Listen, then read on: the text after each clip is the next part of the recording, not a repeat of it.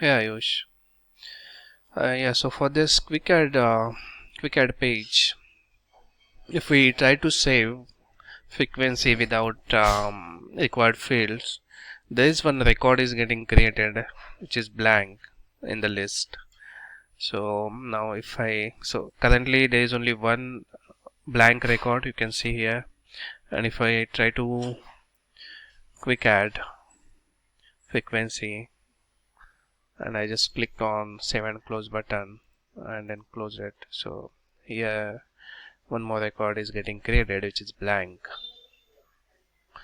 And if I just provide some information without type and frequency, try to save and close it, you see this record is getting created.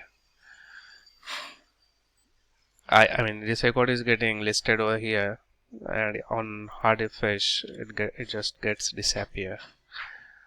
So I'll just show you after hard refresh.